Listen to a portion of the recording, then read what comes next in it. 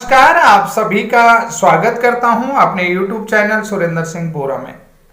जैसा कि आप सभी लोगों को मालूम है, उत्तराखंड प्राथमिक विद्यालय में सहायक शिक्षक की भर्ती के आवेदन पत्र आ चुके हैं और सभी साथी जो है कि प्रत्येक जिले में आवेदन करने को लेकर के पूछ रहे हैं कि हम किस किस जिले में आवेदन करें, किस किस जिले में नहीं करें। अब यहाँ पर देखिए, एलिजिबिलिटी का क्राइटेरिया है, तो इसमें आप लोगों को पता है बीएड को छोड़ करके बाकी सभी कैंडिडेट जितने भी जो डिप्लोमा होल्डर्स हैं और जिनके पास 4 ईयर बीएलएड की डिग्री है वो लोग भी इसमें एलिजिबल हैं। डिप्लोमा होल्डर्स जिनके पास एलिमेंट्री टीचिंग की जो है कि डिप्लोमा है और जिनके पास सर्टिफिकेट है, तो वो लोग जो है कि इसमें आवेदन कर सकते हैं। तो अब बात आई यहाँ पर कि भाई मेरा इस वीडियो को बनाने का मकसद क्या है। मकसद ये है कि NIVAS DLED को लेकर के, जैसा कि आप लोगों को पता है, जो प्रारंभिक शिक्षा शिक्षक सेवा नियमावली की बात करते हैं तो उसमें जो है NIVAS DLED एलिजिबल है और शिक्षा मित्र भी एलिजिबल है।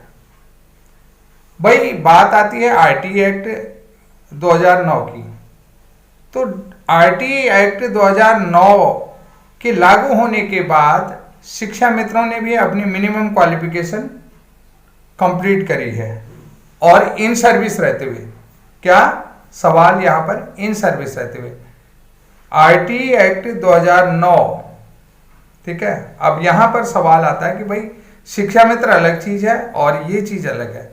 शिक्षा मित्र अलग तब थे, देखिए 2011 में टेट का लागू हुआ, 2012 में जो है कि मिनिमम क्वालिफिकेशन कंप्लीट करने के लिए शिक्षा मित्रों को जितने भी हमारे जिला शिक्षक शिक्षा प्रशिक्षण केंद्र हैं, डाइट हैं, तो वहां से प्रशिक्षण कराया गया पहला बैच, ठीक है। आप लोगों को पता है पहला बैच, और कितना टाइम का जो है कि उन्होंने कहा कि मिनिमम 5 साल दिए थे, 5 साल के भीतर जो है कि उन्होंने क्वालिफिकेशन कंप्लीट करनी थी।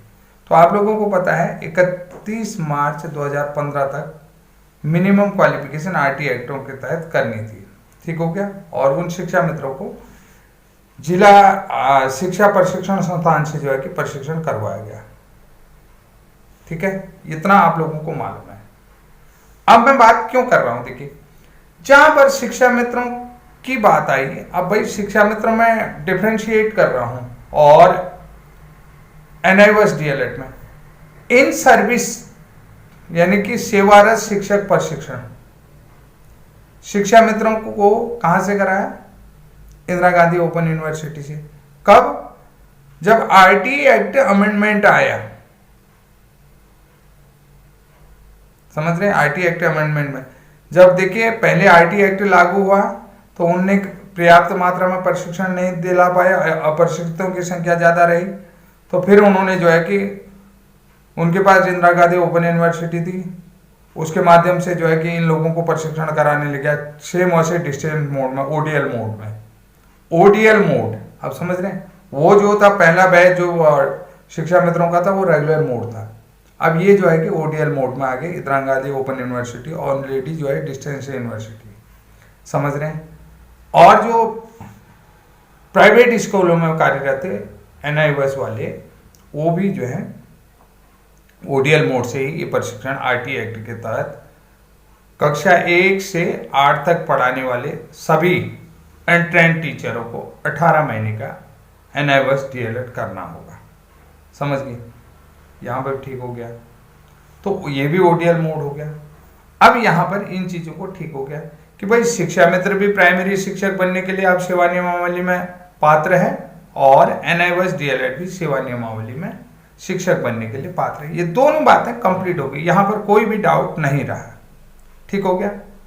अब डाउट ये रहा है कि देखिए शिक्षा मित्रों के लिए इन्होंने जो एज लिमिट क्राइटेरिया में अनअधिकृत कह दिया है कि यानी कि कोई एज लिमिट नहीं, अनअधिकृत जो भी हो, अन्य उससे भी जो मिनिमम एज लिमिट है उससे ओवर कोई भी होगा, ठीक है। अब यहां पर जो है कि जो NIVAS DLED वाले शिक्षक हैं जिनकी ओवर एज होगी, क्या वो जो है कि फार्म आवेदन करने के लिए पात्र रहेंगे या नहीं रहेंगे। जो ओवर एज हो गए तो वो लोग आवेदन करेंगे तो उनके आवेदन रिजेक्ट होंगे, जाहिर सी बात है, समझ गए। तो अब वो लोग, उन लोगों के लिए ऐसा नहीं लिखा है शिक्षा मित्र में। अब मैंने आप लोगों को बताया कि जो एनआईवॉइस डीएलएड वाले हैं उनके लिए भी एज लिमिट में अपने आप ही छूट मिल जाएगी, ठीक है। ये जो है कि प्रावधान मैं आप लोगों को बता रहा। 17 अक्टूबर 2017 आपने एक लाइन पढ़ी होगी उस विज्ञापन में कि शिक्षा मित्रों के लिए 17 अक्टूबर 2017 मानव संसाधन विकास मंत्रालय भारत सरकार नई दिल्ली की अधिसूचना के अनुसार ये लोग जो है पात्र हैं।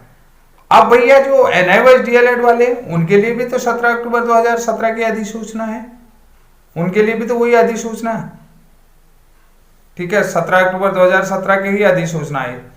जब आप लोगों को पता है 3 अगस्त को ये सारी चीजें करें, 3 अगस्त 2017 को, उसके बाद 10 अगस्त 2017 को पार्लियामेंट से बिल पास होकर के मिनिमम क्वालिफिकेशन को लेट डाउन किया गया, ठीक हो गया। ये सारी चीजें वहां हैं। तो ये सारी चीजें कब आई? 17 अक्टूबर 2017 की ही अधिसूचना के अंदर आती हैं। तो मानव संसाधन विकास मंत्रालय की वही चीज है। तो अब जो है आप जो है एक को जो है कि अधिकतम आयु सीमा पर जो है कि रिलैक्सेशन देते हैं और एक को अधिकतम आयु सीमा पर रिलैक्सेशन नहीं देते हैं। तो इसका मतलब है कि आप सेम क्वालिफिकेशन में सेम अधिसूचना के अनुसार क्या करते हैं? समानता के अधिकार का उल्लंघन कर रहे हैं। तो मेरा सभी एनआईवॉइस डीएलएड साथियों से सवाल है कि जिन लोगों की अधिकतम एज हो गई है तो आप लोग जो है कि निश्चित रूप से अगर आप का आवेदन रिजेक्ट करते हैं तो आप निश्चित रूप से कोर्ट से भी जीत करके आ जाएंगे। एज रिलैक्सेशन को लेकर के निश्चित रूप से आप लोग आवेदन कर सकते हैं। कोई भी कितने ही एज का हो, चाहे वो 58 साल का क्यों ना हो, वो भी जो है कि पात्र होगा। और जो है कि एक जो है कि 43 साल का भी जनरल कैंडिडेट हो वो भी। तो यहाँ पर जो है कि किसी के लिए आयु सीमा नहीं होनी चाहिए। ये लोग जो है कि आवेदन करें और कोर्ट के माध्यम से अपने को जो है कि एलिजिबल क्राइटेरिया में लाएं। ये चीज होना जरूरी है क्योंकि पात्रता तो आपके पास है, आपका तो कोई मिसयूज नहीं है, ठीक है। देखिए शिक्षा मित्र जो है कि पहले ईजीएस आचार्य थे, एनजीओ के माध्यम से लगे हैं, एजुकेशन गारंटी स्कीम के माध्यम से। जब आप जड़ परत दर परत खोलेंगे ना सुप्रीम कोर्ट तक वो सारी चीजें जाएंगी। तो निश्चित रूप से आप तो जो है कि डायरेक्टली विद्यालय में आए हैं लेकिन आप किसी एनजीओ के माध्यम से नहीं आए हैं। उनको क्वालिफिकेशन कंप्लीट करने का भी मौका दिया। जो लोग उसमें जो है कि आप लोग देखेंगे ईजीएस आचार्य में 8वीं और 10वीं पास था।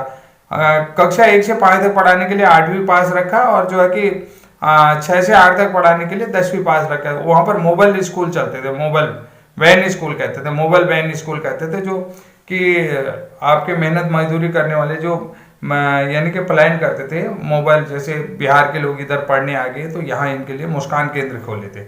एजुकेशन गारंटी मुस्कान केंद्रों में पढ़ा। धीरे धीरे उन मुस्कान केंद्रों को विद्यालय के साथ जोड़ा गया। विद्यालय के साथ जो लोग जो है कि विद्यालय नहीं पहुंचते थे उनके लिए जहाँ जहाँ जैसे कहीं पर कोयले के खानों में काम करने वाले मजदूरों के बच्चे हैं तो वहाँ पर जो है कि मुस्कान केंद्र खोल दिया। वहाँ पर उन बच्चों को पढ़ाया जाता था, उनको जो है कि एनजीओ के माध्यम से। तो जैसा कि आप लोगों को पता है चाइल्ड के लिए जो है कि यूनिसेफ भी बहुत काम करती है एजुकेशन को लेकर के, हेल्थ को लेकर के और उनके अन्य चीज़ों को लेकर के। ये सारी चीज़ें आप लोगों को पता है। तो उसी तरीके से एजुकेशन को लेकर के ये इस तरीके का काम चला। अब समझ गए, मेरा सीधा सीधा कहने वाला हूं कि जो लोगों की एज लिमिट चली गई है वो लोग जो है आवेदन कर सकते हैं और आप लोग निश्चित रूप से कोर्ट से जीतेंगे कि परत दर परत आप लोग देखेंगे तो समानता के अधिकार का उल्लंघन नहीं कर सकते। एक ही नियम के साथ, एक ही नियम के अनुसार प्रशिक्षण लेने के लिए, यानी कि 17 अक्टूबर 2017 की मानव संसाधन विकास मंत्रालय की अधिसूचना के अनुसार आपने भी अपनी मिनिमम क्वालिफिकेशन पूरी की है और शिक्षा मित्रों ने भी, आप लोग जो है कि उसका उल्लंघन नहीं कर सकते हैं। अब रही बात, बहुत सारे एनआईवॉइस डीएलएड साथियों के मेरे पास मैसेज आ रहे हैं कि सर हमारा गुणांक इतना बन रहा है, हमारा पूर्णांक इतना बन रहा है, या जो कि हमारा गुणांक का टोटल गुणांक इतना आ रहा है, 75 आ रहा है, 78 आ रहा है, 80 आ रहा है, तो हमारा नियुक्ति में क्या चांस है। देखिए जो भी आप लोगों का गुणांक आ रहा है नियुक्ति के लिए आप पात्र हैं। मतलब उसमें देखिए कैंडिडेट की स्थिति, जिलेवार कैंडिडेट का चयन प्रोसेस आएगा, मेरिट लिस्ट के अनुसार आप लोगों का चयन हो जाएगा। फिर बाकी सब्जेक्ट जो अन्य चीज़ें हैं वो अलग चीज़ें हैं, देख लीजिएगा। ये कोई वो नहीं कहना चाहता हूँ मैं। देखिए फर्स्ट प्रायोरिटी जो है कि डाइट DLED को रहेगी। और दूसरी बात जो है कि आप लोगों को पता है, मैंने कल एक वीडियो बनाया है, अदर स्टेट के 40 लोगों ने फर्जी प्रमाण पत्र के आधार पर उत्तराखंड में नौकरी हत्या ली है। तो इसलिए जो है कि अदर स्टेट से सावधान रहें। अदर स्टेट के लोगों को लेकर के आप लोग जो है कि उनको कोर्ट के माध्यम से अवैध भी करा सकते हैं, उनको स्टे भी कर सकते हैं कि अदर स्टेट यहाँ लागू नहीं होना चाहिए, क्योंकि हमारे यहाँ नियमावली ये कहती है जितने भी डाइट DLED वाले हैं। अब एक महत्वपूर्ण सूचना आप लोगों के लिए बता देता हूँ कि जो अन्य प्रदेश के लोग हैं, जैसे कि उत्तर प्रदेश के ब्रिज कोर्स प्रशिक्षित अभ्यर्थी हैं, उनकी एक महत्वपूर्ण सूचना आ रही है। उस महत्वपूर्ण सूचना के बारे में मैं आप लोगों को बता देता हूँ। ये महत्वपूर्ण सूचना आ रही है गोंडा जिले से, कि गोंडा जिले के आलोक कुमार पांडे जी की तरफ से उत्तर प्रदेश ब्रिज कोर्स की याचिका माननीय इलाहाबाद हाईकोर्ट की खंडपीठ लखनऊ पर दाखिल की जानी है। जो लोग जितने भी जो है कि उत्तर प्रदेश के ब्रिज कोर्स प्रशिक्षित अभ्यर्थी हैं, वो आलोक कुमार पांडे जी से संपर्क कर सकते हैं। आलोक कुमार पांडे जी का नंबर मैं आप लोगों को इस मैसेज में भी दे देता हूं और एक बार बोल भी देता हूं। आलोक कुमार पांडे जी का नंबर आप लोग नोट कर लें, 8318613744। फिर दोबारा रिपीट कर रहा हूं, 8318613744। हिंदी में बोलूं 8318613744।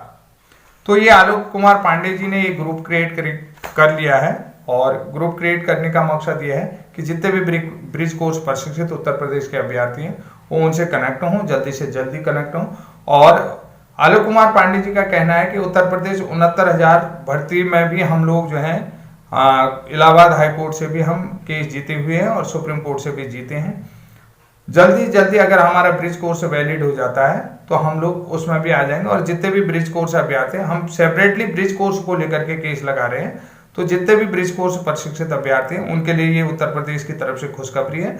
और जल्दी से जल्दी जो है कि आप उत्तर प्रदेश के अभ्यर्थियों से जुड़ सकते हैं और जल्दी से जल्दी आप लोग आलोक कुमार पांडे जी से संपर्क कर सकते हैं। जैसे कि इलाहाबाद से भी कुछ लोग मेरे संपर्क में थे। इलाहाबाद के जो भी साथी अगर मुझे सुन रहे हैं ब्रिज कोर्स प्रशिक्षित हैं, तो आलोक कुमार पांडे जी का नंबर मैंने यहाँ स्क्रीन में दे दिया, वो भी नोट कर लें। और शेष जो भी जानकारियां हैं आप लोगों को मैं वीडियो के माध्यम से अवगत करा दूंगा। आलोक कुमार पांडे जी से आज मेरी बात हुई है, तो उत्तर प्रदेश के जितने भी साथी हैं आलोक कुमार पांडे जी से ब्रिज कोर्स के संबंध में संपर्क कर सकते हैं। आज के लिए इतना ही, तब तक के लिए जय हिंद, जय उत्तराखंड, बाय बाय।